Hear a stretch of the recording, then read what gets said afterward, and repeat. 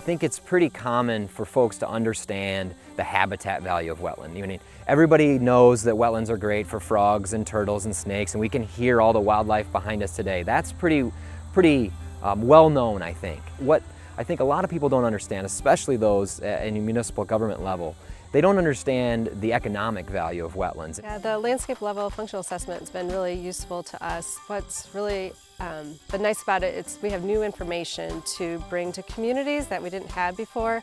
So it kind of gives us a reason to go and talk to these folks about wetlands and present some pretty interesting data to them. The analysis actually originated with the Fish and Wildlife Service out of the Northeast with a biologist named Ralph Tyner. And he adapted the National Wetland Inventory work that he was doing to assist watershed groups with wetland inclusion and watershed planning. Wetland functional assessment process takes into account, we look at the current National Wetland Inventory and a historic wetland inventory, and we kind of merge those two data sets together into one data set. And then after that is all done, we then start to look at the functions that each wetland can perform. The tool evaluates 15 separate wetland functions. Essentially, they're ecosystem services that these wetlands provide. All wetlands provide a number of very valuable functions. They store floodwater during periods of high precipitation, after rain events, during spring runoff. Wetlands also recharge groundwater. Wetlands also provide valuable wildlife habitat.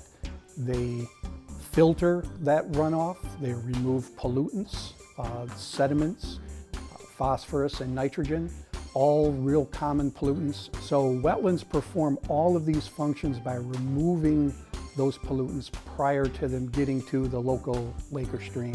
We can say, not only have you lost acreage, but these are the functions that you have lost. And so that hits people, especially if they're dealing with some issue in their community. If they have a lake that's filling up with sediment and nutrients and they're starting to see algal blooms or lots of weed growth, I mean, that hits them economically. After that, we would then look at each wetland, and we can actually prioritize each wetland based on a functional ranking, whether it be in a watershed context, a municipality, parcel information. We can take all of that and rank them in a ranking to prioritize for restoration or prioritization, whichever the need may be. And then we can actually compare that to each other. So we can compare current wetlands to historic wetlands and start to look at how much wetland function may have been lost. And when we show them, well, look upstream, you've lost maybe 50% of your wetland acreage, but you've lost 80% of the function or the capability of these wetlands to retain sediment and nutrients. And that clicks with them, and they're like, oh, we get now why we're having this problem in this lake.